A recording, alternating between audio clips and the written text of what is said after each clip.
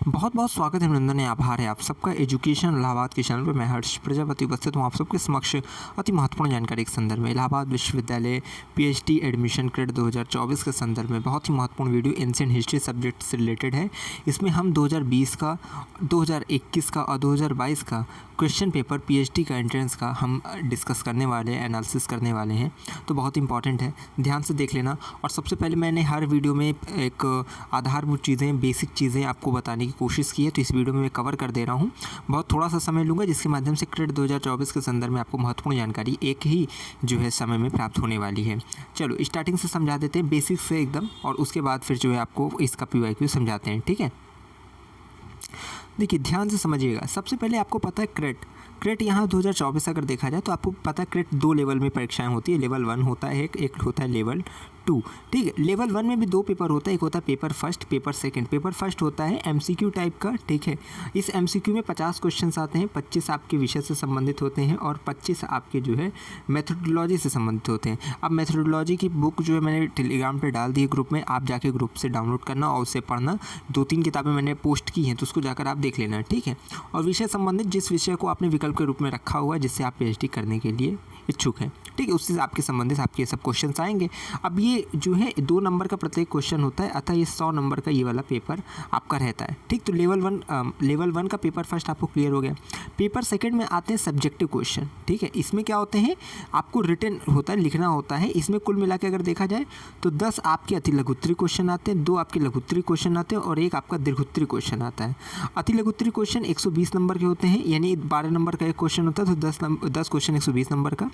लघुत्तरी 20 number का एक question होता है, तो 2 क्वेश्चन 40 नंबर का हो गया। और दीर्घोत्तरी जो है आपका 40 नंबर का एक क्वेश्चन होता है। अगर टोटल इसको जोड़ दिया जाए तो ये 200 नंबर का होता है। इसको अगर जोड़ दिया जाए तो 300 नंबर का आपका लेवल 1 का परीक्षा होता है। लेवल 2 अगर देखा जाए तो ये आपका साक्षात्कार है। ठीक है, अब साक्षात्कार, अब इसमें एक चीज़ समझ लो, जब आपका लेवल 2 में कैसे आप एलिजिबल हैं, आपको पता है यूआर का जैसे होता है 50% आपको होना अनिवार्य है। लेवल 1 में आपका 300 में से 50% आपका आना अनिवार्य है। ठीक है, तो आप इसका अब आधा कर लोगे तो 150 हो जाएगा। इसके बाद ओबीसी, एससी, ठीक है, और एसटी, पीडब्ल्यूडी, इन लोग के लिए 45% अनिवार्यता दी गई है।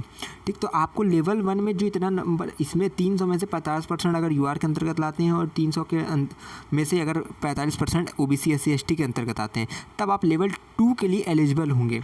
अब यहाँ से इसका मतलब ये नहीं कि आप लेवल 2 के लिए एलिजिबल होगा तो आपका सीधा साक्षात्कार होगा। ठीक है, अब यहाँ समझ लो कि यहाँ पे क्या उसके बाद आपका समीकरण बनता है, ध्यान समझिए।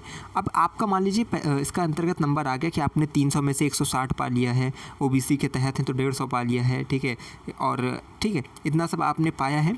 इसके पश्चात क्या होता है, आप डिपार्टमेंट में अपना रिसर्च प्रपोजल, ठीक है, या उसे बोलते हैं शोध प्रस्ताव। ठीक है, तो इसमें क्या होता है, आपका शोध प्रस्ताव जो है शोध परिकल्पना और शोध विधि से युक्त होना चाहिए, जो भी आप शोध प्रस्ताव है। अब किसी को फॉर्मेट नहीं पता होगा तो आप लोग परेशान मत होना, आप इस चैनल से जुड़े तो एक एक चीज़ें आपको प्राप्त हो जाएगी। फॉर्मेट बता देंगे, किस प्रकार से तैयार करना है वो चीज़ें भी आपको बताएंगे। ठीक है, आपको चैनल से जुड़े रहना है। तो ये तब होगा जब लेवल 2 आपका आएगा, वो चीज़ें मैं स्पष्टता आपको समझाने की कोशिश करूँगा, तो वो चीज़ तब के लिए देखी जाएगी। तो अब क्या करेंगे, आप रिसर्च प्रपोजल, तमाम तरह के डॉक्यूमेंट जो है डिपार्टमेंट में जाके जो है सबमिट करेंगे। इसके पश्चात डिपार्टमेंट एक शॉर्ट लिस्ट जारी करेगी, जिसमें कई बच्चों का जो है शॉर्ट लिस्ट किया जाएगा। मान लो किसी विषय में 50 सीट है पीएचडी में, तो 3 गुने अभ्यर्थियों को इंटरव्यू के लिए बुलाया जाएगा, तो 5 दिए 15, इन्हें 150 बच्चों को यहाँ शॉर्ट लिस्ट किया जाएगा। समझ गए। और ये बच्चे कौन होते हैं, जिनका हाईएस्ट मार्क्स होता है। मान लो कि अगर 200 बच्चों ने अप्लाई किया लेवल 2 के लिए, जाकर फॉर्म अपना सबमिट कर दिया है, रिसर्च प्रपोजल वगैरह, तो 150 बच्चे जिनका हाईएस्ट स्कोर रहेगा उनको जो है बुलाया जाएगा। ठीक है, अब इन 150 में से भी जो है जो 50 बच्चों को सेलेक्ट किया जाएगा, फिर उसकी फाइनल लिस्ट जो है जब आपका हो जाएगा, तो उसकी फाइनल लिस्ट कैसे बनती है, सबसे पहले क्या करेंगे, लेवल 1 के नंबर को 35 नंबर में कन्वर्ट कर देंगे, कि अब आपका जो 300 का नंबर है उसको 35 में बनाएंगे, और जितना आपने पाया होगा, अब 35 में से 20 है, 25 है। अब इसको कन्वर्ट कैसे करते हैं, अगर आपको ये नहीं पता होगा ना, तो कोई दिक्कत वाली बात नहीं है, हम हैं ना, हम आपको समझाएंगे, लेकिन अभी नहीं। अभी जो मेन चीज़ है वो आपकी प्रिपरेशन से रिलेटेड है, तो अभी इसको मैं पॉज कर रहा हूँ, इसको नहीं समझा रहा हूँ, लेकिन समय आने पे इसको भी स्पष्टता बता देंगे। ठीक है, कि लेवल 1 का नंबर 35 नंबर में कैसे कन्वर्ट करते हैं। इसके बाद जो लेवल 2 यानी इंटरव्यू होगा, वो 15 नंबर का इंटरव्यू, और उसके बाद जो है आपका एपीआई आपका जोड़ा जाता है। ठीक है, एपीआई का मतलब क्या होता है, एपीआई में आप ये समझ लेना कि इससे 25 नंबर का आपका एपीआई होता है, तो 5 3 15 ये हो गया, 2 1 3 और 3 3 6 और 7। ठीक है।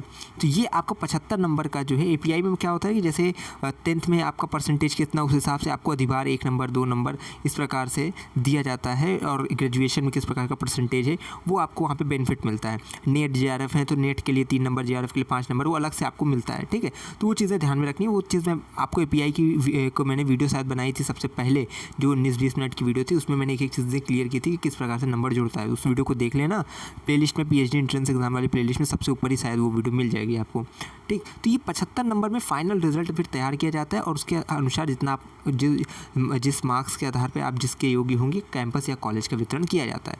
तो ये आपको समझा दिया मैंने कि पूरा का पूरा क्रेट का प्रोसेस क्या होता है। बहुत कम ही लोग आपको इस तरह समझाएंगे, लेकिन मैंने एक चीज़ें आपको जो है क्लियर कर दी हैं कि इस प्रकार से लेवल 1 लेवल 2 होते हुए आपका जो है इस तरह फाइनल प्रोसेस रहता है। अब आपको चल के सीधा हम जो है पीवाईक्यू समझा देते हैं। इससे क्या होगा ना कि आपको थोड़ा समझ में क्लियर रहता है कि जो है किस प्रकार से एडमिशन रहता है इलाहाबाद विश्वविद्यालय का क्रेट का। चलो अब पीवाईक्यू एंशिएंट हिस्ट्री का तीनों वर्ष का आपको दिखाते हैं। यहाँ आप देख सकते हैं हम एंशिएंट हिस्ट्री के प्रीवियस ईयर क्वेश्चन पेपर में यहाँ पे 2020, 21 और 22 का हम यहाँ पे डिस्कस करने वाले हैं। सबसे पहले 2020 का आप देख सकते हैं। अब आप इसको देखो ध्यान से एक चीज़ समझ लेना। लेवल 1 में आपका जो मैंने बताया ना 2 पेपर होता है, एक होता है एमसीक्यू टाइप का, दूसरा होता है पेपर सब्जेक्टिव नहीं लिखने वाला, तो जिसमें आपको 10 क्वेश्चन अति लघुत्तरी आते हैं। 75 वर्ड्स में प्रत्येक क्वेश्चन करना रहता है। 12 नंबर के एक क्वेश्चन रहते हैं, तो कुल मिला के 120 मार्क्स के।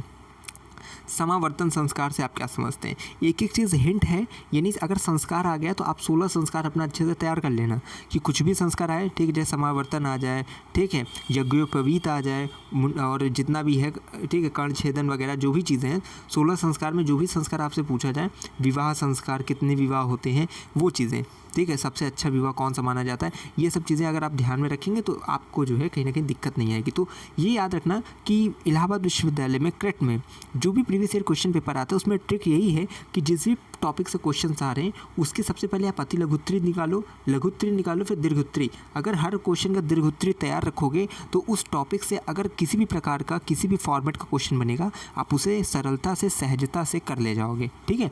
तो ये चीज़ें आपके लिए बहुत ही महत्वपूर्ण रहेगी।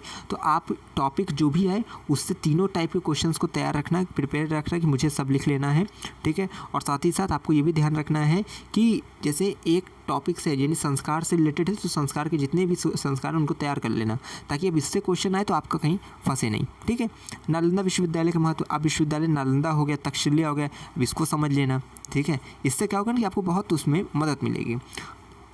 इसके बाद देखो मध्य पाषाण की प्रमुख विशेषताएं, ठीक है, तो मध्य पाषाण काल, ठीक है, और उसके बाद जितने भी आपके काल हैं उन सबको ध्यान से देख लेना। उसके प्राचीन भारत के सामाजिक आर्थिक जीवन में श्रेणियों की भूमिका, ठीक है, उसको देख लेना। वज्रमान संप्रदाय, तो इस प्रकार से हीनयान, जैन का, बुद्ध का, जितने भी संप्रदाय थे, हीनयान, महान है, ये एक केवल हिंट है, ठीक है। जैसे लास्ट ईयर का जो पेपर है ये हिंट आपको देखता है कि अगले वर्ष जो है इस टॉपिक से अन्य प्रकार के सवाल बन सकते हैं, ठीक है। तो आप जो संप्रदाय जितने भी होंगे, ठीक है, उनको तैयार रखना। इसके बाद गौतमीपुत्र सातकर्णी का मूल्यांकन, ठीक। इसके साथ ही साथ जो इस काल के अन्य जो है राजा महाराजा थे उनके भी आपको ध्यान रखना है गुप्त काल में, ठीक है, वो सब चीज़ें देख लेना। फिर उसके बाद कौटिल्य के अर्थशास्त्र की विषय वस्तु, उसके बाद जो है समुद्रगुप्त का उत्तर भारत अभियान, शंकराचार्य का वेदांत दर्शन, प्राचीन भारत में कृषि का विकास। तो ये थे 10 आपके क्वेश्चन जो कि पार्ट ए से संबंधित थे, ठीक है। इसके बाद आपका पार्ट बी आता है। यहाँ देखो आपको मिलेंगे 2 क्वेश्चंस, ठीक है, 4 क्वेश्चन है, 2 करना रहता है। और इसमें देखो मैंने यहाँ पे शब्द सीमा भी बताई गई है कि 150 वर्ड का होना चाहिए। एक आंसर आपका 20-20 मार्क्स का मिलेगा, 40 मार्क्स के 2 आपके रहने वाले हैं, ठीक है। फिर गीता में भक्ति योग की अवधारणा, कार्य कारण का सिद्धांत, वस्तुनिष्ठता से आप क्या समझते हैं, गुप्त काल के कुछ पश्चात सामाजिक परिवर्तन, ठीक है। इस प्रकार से हर काल के सामाजिक परिवर्तन को आप एक बार देख लोगे तो फिर आपको दिक्कत नहीं आएगी। उसके बाद देखो पार्ट सी है, पार्ट सी में एक क्वेश्चन ही करना रहता है, 400 वर्ड में उसके आंसर लिखने रहते हैं। भारत में सूर्य पूजा की उत्पत्ति और विकास, ठीक है। उसके बाद समुद्रगुप्त की उपलब्धियाँ, रिसर्च प्रपोजल। एक चीज़ आप समझिए कि इस पेपर में समुद्रगुप्त के संदर्भ में 2 बार पूछा गया। यहाँ एक समुद्रगुप्त लॉन्ग में पूछा गया है और एक समुद्रगुप्त यहाँ पे उत्तर भारत अभियान करके पूछा गया है। तो इस प्रकार से आपको ये पता चल गया कि समुद्रगुप्त बहुत इंपॉर्टेंट है एंशिएंट के पेपर में, ठीक है। समुद्रगुप्त, चाणक्य और गुप्त काल, ये सब बहुत इंपॉर्टेंट है, तो उसको जो है तैयार रखना। और ये रिसर्च प्रपोजल देखो ये अभी के लिए नहीं है, अभी आप इसको 2 को ध्यान रखना, ठीक है। चलो आगे चलते हैं। यहाँ पे देखो क्रेट 2021 का पेपर आपके सम्मुख दिख रहा है। यहाँ आप देखोगे तक्षशिला देखो अभी मैंने क्या बताया, ऊपर अगर देखा जाए पेपर में, यहाँ पे अगर देखोगे तो ये मैंने बताया ना, यही चीज़ है। अभी नालंदा विश्वविद्यालय का यहाँ चर्चा हुई 2020 में, अब 2021 में क्या हुआ आपका, देखो सीधा सीधा आ गया है तक्षशिला। मैंने क्या बोला, नालंदा, तक्षशिला, ठीक है, ये सब विश्वविद्यालयों को आपको तैयार रखना है, ठीक, कि कहीं से भी आपको क्वेश्चन विश्वविद्यालय का अगर सवाल उठ रहा है तो फिर कोई भी विश्वविद्यालय आ जाए, फिर आप जो है उसको बढ़िया से लिख दो। प्राचीन इतिहास के जितने भी विश्वविद्यालय हैं उनकी खासियत, उनके शिक्षक, उनको तैयार रखना। अमरावती स्तूप की विशेषताएं, उसके बाद ऋग्वैदिक धार्मिक स्थिति, धार्मिक, सामाजिक, आर्थिक, राजनीतिक, ये सब तैयार रखना। ऋग्वैदिक, उत्तर वैदिक, ये सब, ठीक, हर्ष की उपलब्धियाँ, ठीक है। उसके बाद सूत्रकाल की विशेषताएं, तो जितने भी काल आपके पास है वो आप देखो। उत्तर वैदिक कालीन परिवर्तन, अब देखो उत्तर वैदिक कालीन परिवर्तन यहाँ था, और यहाँ पे देखो ये गुप्त काल में सामाजिक परिवर्तन इधर था, ठीक है। तो ये हिंट आप समझना सीखो, इसी से आप क्वेश्चंस को अच्छे से पकड़ पाओगे।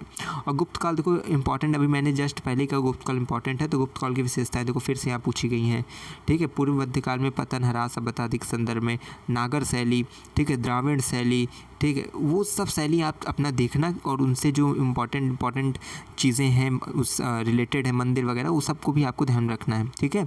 और उसके बाद देखो पार्ट बी में आ जाता है, इसमें 150 क्वेश्चन, ठीक है। ये सब चीज़ें मैंने आपको बताई दी है पहले, 150 वर्ड्स में लिखना है। पूर्व मध्यकाल में सामाजिक परिवर्तन, इतिहास में वस्तुनिष्ठता। वस्तुनिष्ठता देखो बहुत इंपॉर्टेंट है, 2020 में पूछा गया, 2021 में पूछा गया है। पार्ट सी में देखो चोलकालीन मूर्तिकला, सैंधव नगर नियोजन, समुद्रगुप्त की उपलब्धियाँ, हीगल का सौंदर्य। देखो समुद्रगुप्त बहुत इंपॉर्टेंट है, इसको पढ़ लेना एक बार, क्योंकि अगर इसके संदर्भ में अगर आपने पूरा इसका आर्थिक, राजनीतिक, धार्मिक सभी पक्ष देख लिया तो आपको कहीं भी दिक्कत नहीं आएगी, ठीक है। उसके बाद चोल, चालुक्य, चंदेल, ये सब भी आप जो है अपना मिड का देख लेना। उसके बाद देखो यहाँ पे आपका आ जाता है क्रेड 2022, ठीक है।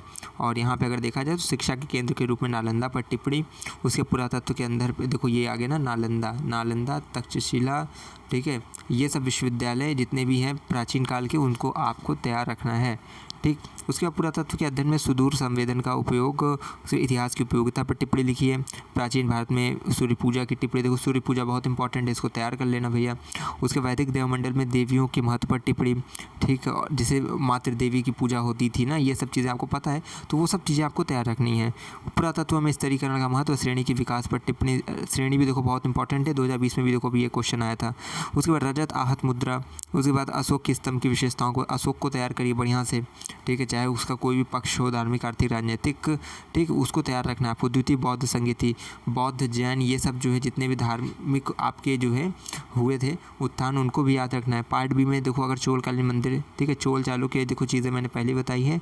चोल को याद रखना है, मंदिरों के विकास विशेषताएं, ठीक है, इनकी जैसे सामाजिक स्थिति कैसी थी, राजनीतिक, वो सब चीज़ें आपको तैयार रखना है।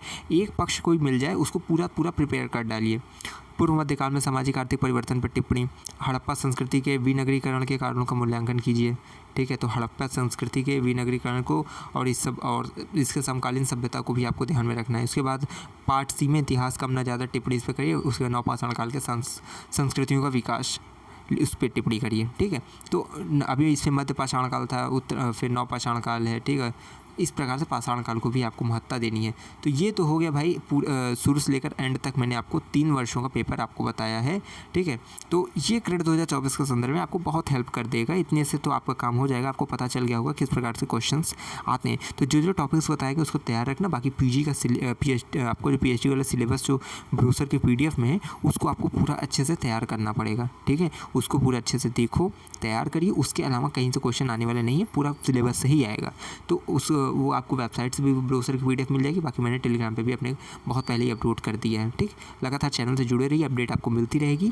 मैं कह रहा हूँ एक बार फिर से कि सबसे अच्छी कवरेज हम आपको देने की कोशिश करेंगे, प्रयत्न करेंगे कि आपको कहीं भी विश्वविद्यालय के प्रवेश प्रक्रम में किसी भी क्रम पर, किसी भी मोड़ पर परेशानी का सामना न करना पड़े। आपको पता है हमारे चैनल की टैगलाइन है, इलाहाबाद विश्वविद्यालय समस्या से लेकर समाधान तक और आपकी सेवा में अर्पित है, जान तक। मैं हमेशा कहता हूँ अगर है इलाहाबाद विश्वविद्यालय में प्रवेश की आस तो हम पर रखो विश्वास। हमें विश्वविद्यालय के पास कोई भी खबर हुई खास पहुँचाते रहेंगे आपके पास। बहुत बहुत धन्यवाद, बहुत बहुत आभार।